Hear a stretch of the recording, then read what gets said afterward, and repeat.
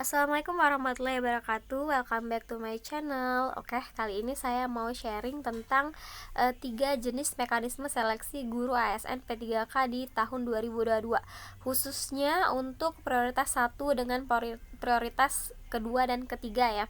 Sebagaimana yang sudah kita ketahui, kalau prioritas 1 itu terdiri dari guru yang telah lulus passing grade ya.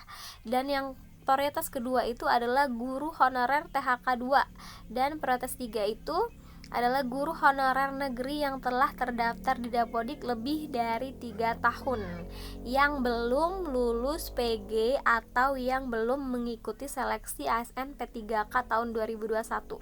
Dan yang prioritas umum itu terdiri dari guru honorer negeri yang terdaftar di Dapodik kurang dari 3 tahun, lulusan PPG, dan guru honorer swasta baik yang telah mengikuti seleksi ASN P3K tahun 2021 maupun yang belum pernah mengikuti ya. Asal mereka terdaftar di Dapodik, mereka bisa mengikuti seleksi ASN P3K di tahun 2022. Oke, namun ya tidak semua guru lulus passing grade yang termasuk dalam prioritas 1 itu akan mendapatkan formasi. Ya, ini berita buruknya ya.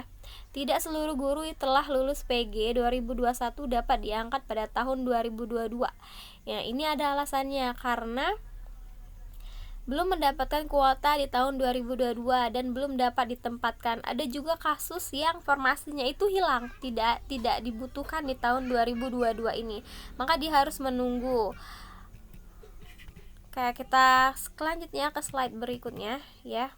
Contohnya ini kelebihan guru honorer oversupply ya. Kalau misalnya udah kelebihan, maka dia tidak akan membuka formasi di tahun 2022 ini.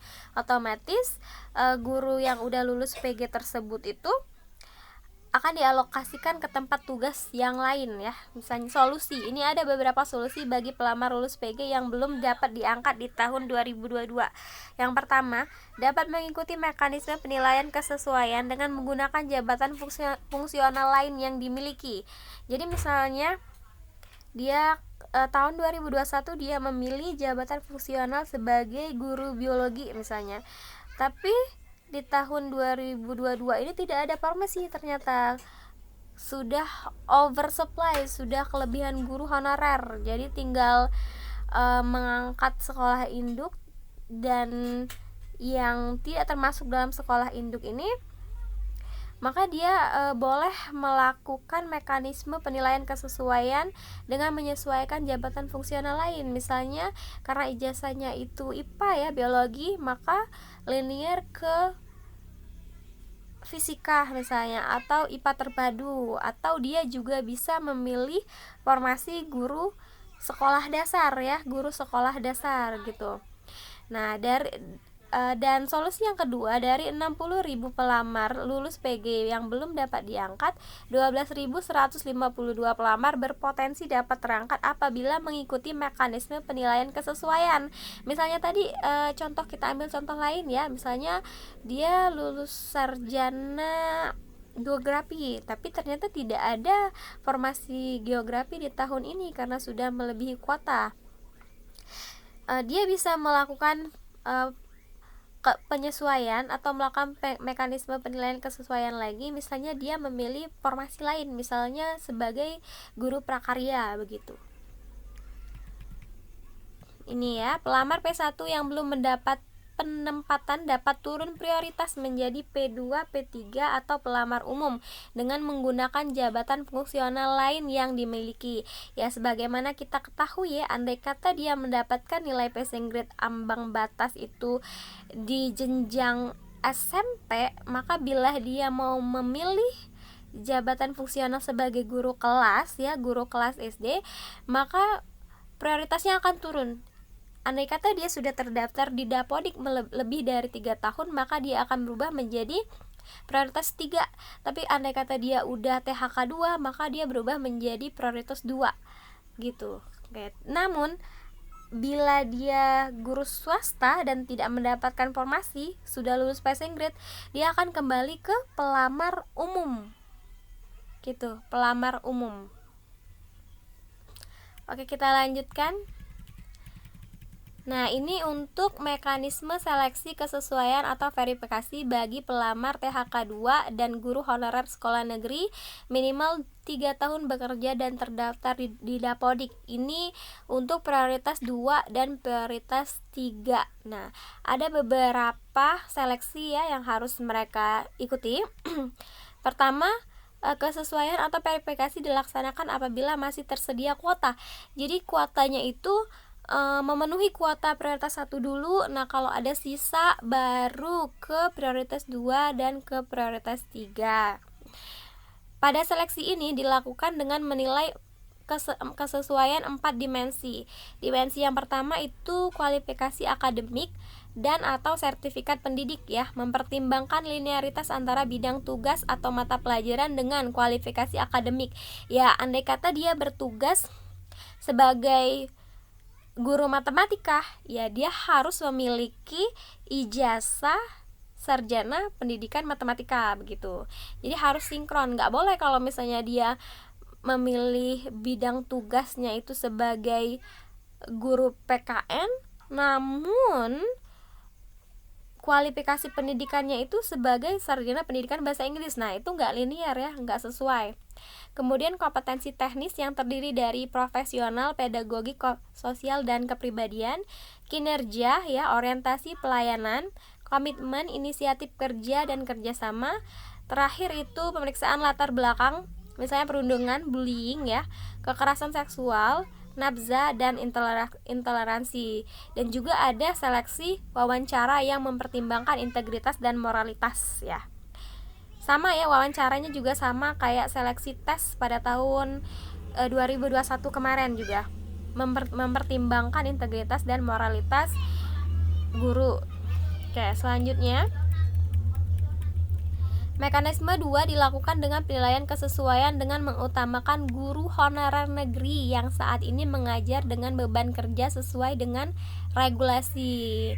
Nah, ini disesuaikan juga ya beban kerjanya, apakah sudah sesuai dan apakah sudah belum, sudahkah memenuhi persyaratan atau ternyata tidak memenuhi persyaratan ya. Kita lanjutkan ya, terdapat ketimpangan formasi yang dibuka dengan kebutuhan pelamar prioritas 2 dan 3. Nah, ini rasionya 1:2. Jadi satu formasi itu direbutkan oleh 2 guru honorer gitu. Kita lanjutkan. Pelamar yang lulus akan ditempatkan di sekolah induknya. Nah, ini menarik ya sebenarnya. Instansi yang memiliki kebutuhan 4 formasi misalnya tersebar di 4 sekolah. Formasi hanya dibuka di sekolah A dan sekolah B. Nih misalnya, formasinya di sekolah A ini dan di sekolah B ini.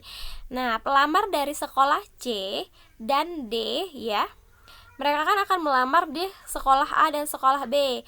Hanya perlu isi biodata, penempatan akan ditentukan oleh Kemdikbudristek gitu. Penilaian atau observasi dilakukan pada masing-masing sekolah. Pelamar sekolah A dinilai di sekolah A, pelamar sekolah B dinilai di sekolah B, pelamar di sekolah C dan D juga dinilai di sekolah mereka masing-masing ya. Jika pelamar C, jika pelamar C dan D memiliki nilai lebih dari pelamar A dan pelamar B, maka formasinya dipindahkan ke sekolah C dan sekolah D. Jadi di sini saingannya cukup ketat ya, karena resikonya kita bisa kehilangan formasi yang ada di sekolah kita kalau nilai kita itu lebih kecil daripada pelamar yang ada di sekolah lain. Itu cukup bahaya ya kalau sampai kehilangan formasi gitu. Selanjutnya seleksi penilaian kesesuaian ya. Setiap pelamar itu kan memiliki akun SSC ASN gitu. Setiap penilai memiliki akun penilaian yang tersinkron dengan akun pelamar masing-masing sekolah induk. Nah, dan akun pelamar itu akan dibaca oleh penilai atau observer untuk memberikan penilaian. Observernya siapa aja ini ya. Nah, kepala sekolah, guru senior, pengawas sekolah yang ditugaskan gitu. Kemudian kinerja juga akan dinilai oleh kepala sekolah, guru senior, pengawas sekolah. Hasil penilaian kinerja kemudian akan diverifikasi oleh Dinas Pendidikan dan BPKSDM berdasarkan portofolio guru dengan skala 60% sampai 100% gitu. Oke, kita lanjutkan. Nah, ini kisi-kisi instrumen penilaian kesesuaian. Nah, bisa dipersiapkan dari mulai sekarang ya teman-teman, biar nanti nggak gelabakan lagi, biar nanti udah siap, udah prepare 100% deh untuk berjuang, untuk bersaing agar bisa lolos menjadi ASN P3K pada tahun 2022 ini. Ini ya. Jadi ada dua latar belakang undang-undang di sini, Undang-Undang Guru dan Dosen Nomor 14 tahun 2005 dan Undang-Undang ASN Nomor 5 tahun 2014. Berikut indikatornya ada 9. Bisa dibaca di sini ya.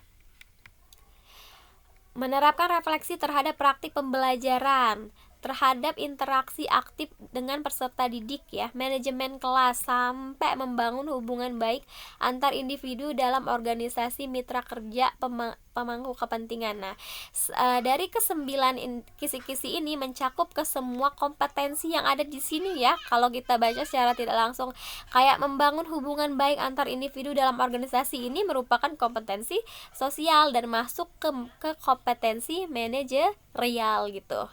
Oke, kita lanjutkan. Nah, ini tabel indikator kompetensi dan jumlah butir soal ya. Ini kompetensi undang-undang guru dan ini kompetensi undang-undang ASN.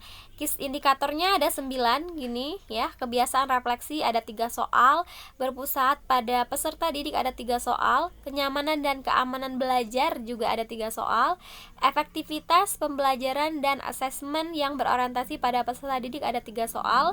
Struktur pengetahuan ada 3 soal juga, pengembangan diri 3 soal, aktif berkomunikasi ada 3 soal, bekerja sama ada 3 soal, dan perekat kebangsaan juga ada 3 soal. Jadi total soal untuk indikator kompetensi itu ada 27 soal gitu. Nah, ini kisi-kisi instrumen penilaian kesesuaian kinerja. Jadi ada 4 aspek perilaku yang akan dinilai. Yang pertama orientasi pelayanan, yang kedua komitmen, yang ketiga kerjasama, yang keempat kepemimpinan. Nah, tim penilai 1 yang terdiri dari kepala sekolah, guru senior, dan pengawas sekolah ya akan melakukan penilaian dengan mempertimbangkan 4 aspek ini, aspek perilaku ini ya, orientasi, komitmen, kerjasama, dan kepemimpinan. Hasil penilaian dari tim penilai 1 ini tadi akan diverifikasi oleh verifikator yang terdiri dari Dinas Pendidikan dan juga BKP SDM. Dan hasil akhir tim penilai 1 dikali persentase persetujuan, maka akhirnya akan mendapatkan skor akhir setelah mendapatkan persentase persetujuan ya. STS ini sangat tidak setuju, TS ini tidak setuju, N ini netral, S ini setuju, dan SS ini sangat setuju. Jadi tidak main-main ya untuk tes P3K tahap tahun 2022 ini ya, walaupun tidak dilakukan tes seperti tahun 2021, tapi ternyata ini tidak semudah yang kita bayangkan. Juga ada step-step dan stage-nya yang harus dipersiapkan dengan matang agar bisa lolos menjadi ASN guru pada tahun 2022 ini gitu. Oke, sekian informasi dari saya, semoga bermanfaat ya. Wassalamualaikum warahmatullahi wabarakatuh. Selamat malam.